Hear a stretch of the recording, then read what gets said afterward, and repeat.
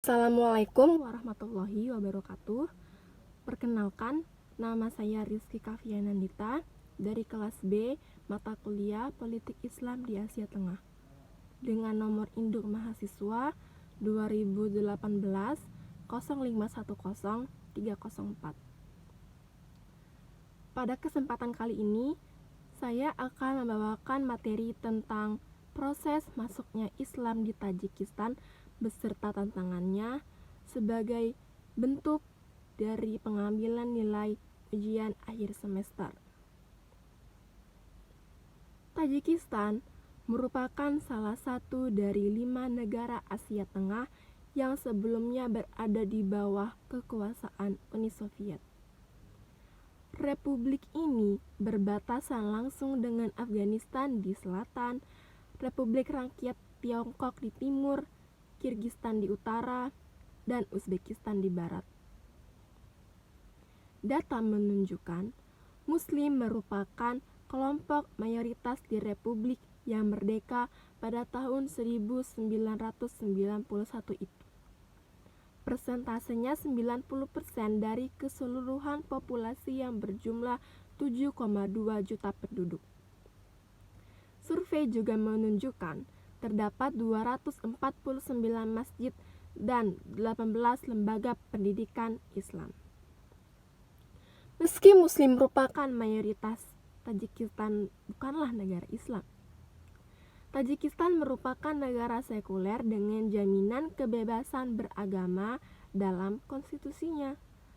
Sebagai negara sekuler, penguasa Tajikistan kerap berlaku paranoid terhadap Islam. Salah satunya dengan melarang penggunaan jilbab di lembaga-lembaga pendidikan seperti sekolah atau kampus. Sebagian besar penduduk Tajikistan beretnis Tajik yang berbahasa Persia. Negeri ini memang berbagi sejarah, bahasa, dan budaya dengan Iran, juga Afghanistan. Tajik membentuk sekitar 62% dari populasi Tajikistan. Kaum minoritas terbesar adalah Uzbek yang berasal dari negara tetangga, yaitu Uzbekistan. Jumlahnya sekitar 24%. Ada pula penduduk yang beretnis Rusia sekitar 8% dari total populasi. Etnis Tajik dan Uzbek beragama Islam, sedangkan etnis Rusia beragama Kristen Ortodoks. Selain di Tajikistan, orang-orang Tajik juga tinggal di Afghanistan bagian selatan. Sekarang kita akan berpindah ke pembahasan tentang Islam versus sekulerisme di Asia Tengah, khususnya di Tajikistan.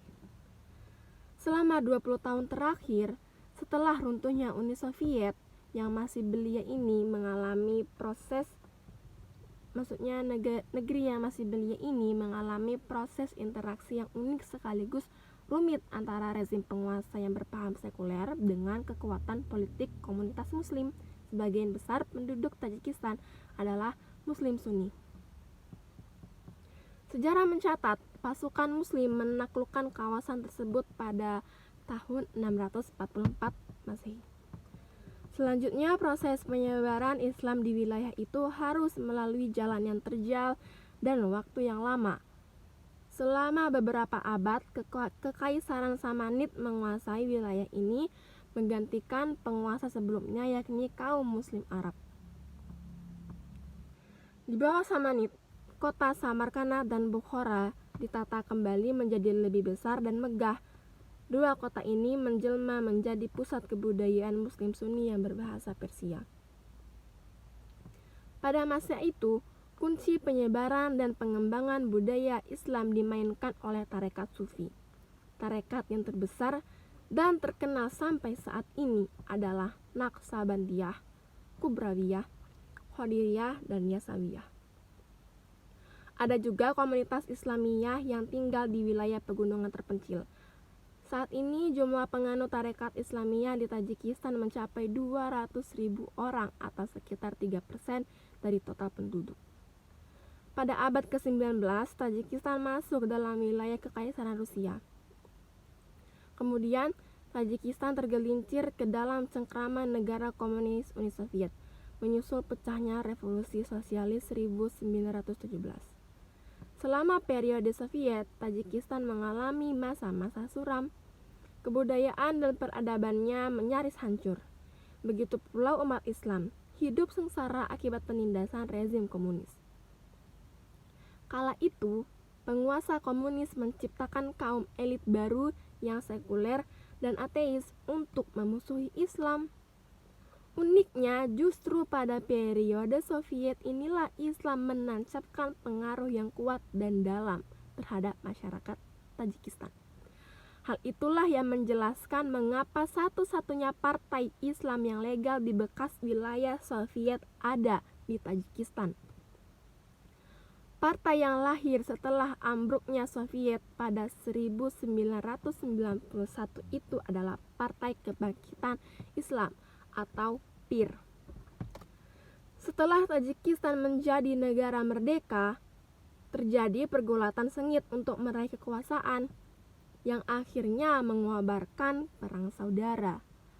Sebagaimana umumnya perang saudara, konflik ini melibatkan kelompok berbeda yang masih satu bangsa, yaitu bangsa Tajik, yakni pendukung pemerintahan sekuler di satu sisi dan pendukung serikat oposisi Tajik atau UTO di sisi yang lain. UTO terdiri dari sejumlah kelompok yang menjadi oposisi bagi pemerintahan. Kelompok-kelompok itu antara lain kelompok Nasional Demokrat dan kelompok Islam. Namun, kelompok terkuat dalam UTO adalah Islam, dipimpin oleh PIR. Pada masa itu, pemimpin PIR yakni Said Abdullah Nuri. Ia adalah pemimpin oposisi dan agama yang paling berpengaruh bagi bangsa Tajik. Pengaruh partai Islam dalam konflik ini amat kuat. Bahkan umat Islam dikenal sebagai pejuang tangguh selama masa perang.